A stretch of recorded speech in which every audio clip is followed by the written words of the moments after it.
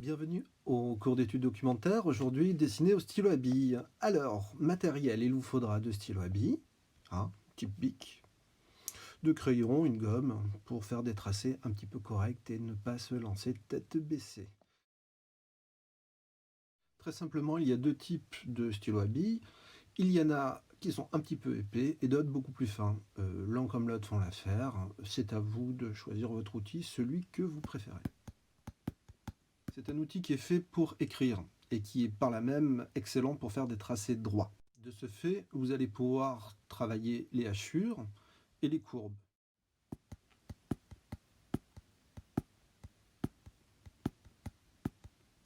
D'un point de vue technique, ça se travaille comme le crayon. Si vous appuyez très fort, vous allez avoir des traits très nets. Et si vous faites des hachures très resserrées, vous allez obtenir des dégradés assez abrupts qui vont vous permettre d'aller vers des noirs profonds. Bien sûr, impossible de faire comme le crayon et d'utiliser différents grammages, du plus dur au plus sombre, pour obtenir des dégradés précis. Le seul moyen pour obtenir des gris légers, c'est d'avoir la main légère et d'y aller extrêmement lentement.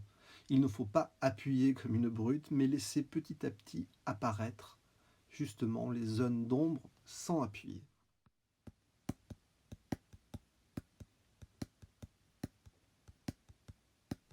Un petit truc qui va nous servir pour la suite. Nous allons utiliser du scotch repositionnable, le scotch rose Tesa, qui n'arrache pas le papier. N'utilisez pas n'importe lequel, autrement c'est la catastrophe lorsque vous enlevez les bandes. L'avantage, c'est que vous allez pouvoir travailler en vous en servant justement de masquage. Du coup, vous ne serez pas bridé lorsque vous ferez votre geste et vous pourrez continuer en vous concentrant essentiellement sur votre dégradé. Faites attention lorsque vous enlevez le scotch, pour cela retirez-le en le tirant horizontalement au papier pour éviter les arrachements.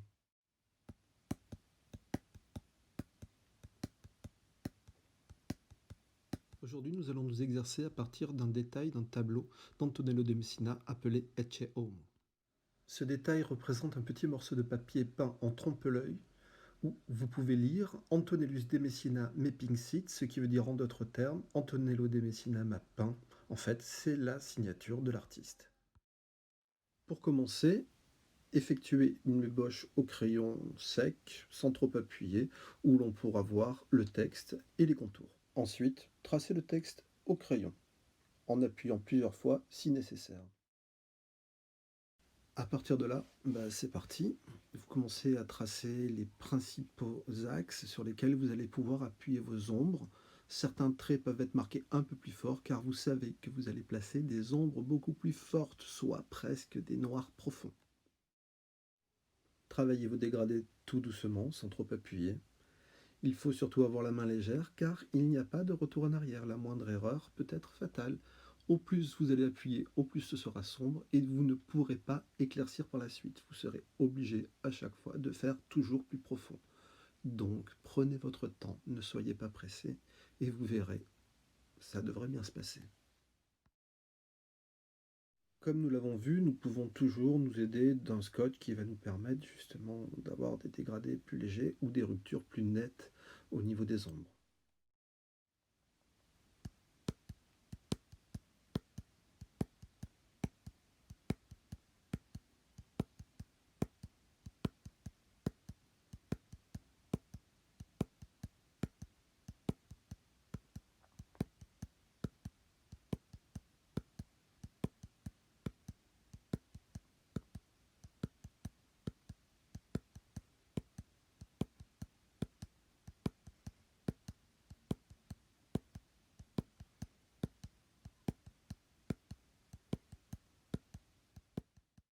Il est temps pour nous de gommer les traits de construction, mais assurez-vous bien que l'encre du stylo à billes soit bien sèche, autrement vous risquez d'avoir des traînées assez disgracieuses qu'il est impossible par la suite de gommer.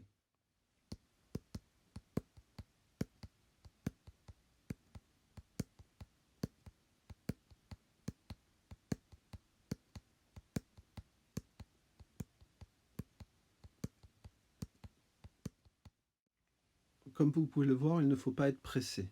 Mais néanmoins, il est temps de travailler la partie extérieure du petit bout de papier avec des hachures légères afin de faire disparaître les traits de contour.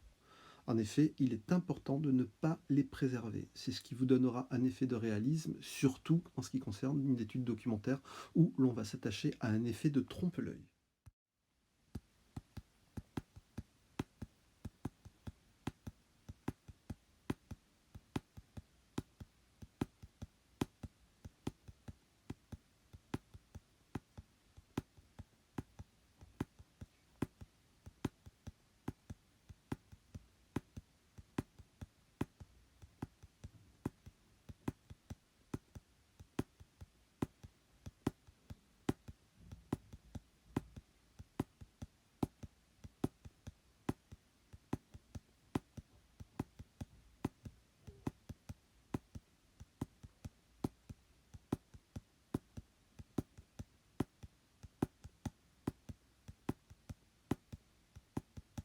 Si vous êtes satisfait du travail, vous pouvez enlever le scotch, mais rien ne vous empêche d'y revenir par la suite si vous voulez encore améliorer vos ombrages.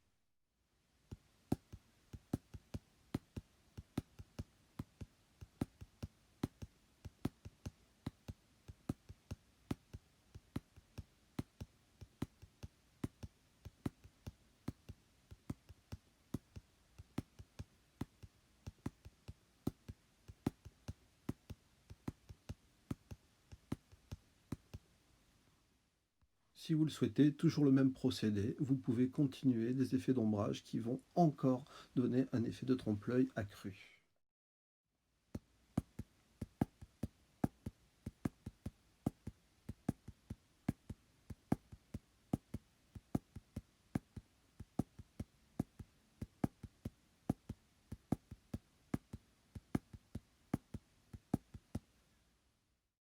Voilà, maintenant c'est à vous. Bon courage et à très bientôt.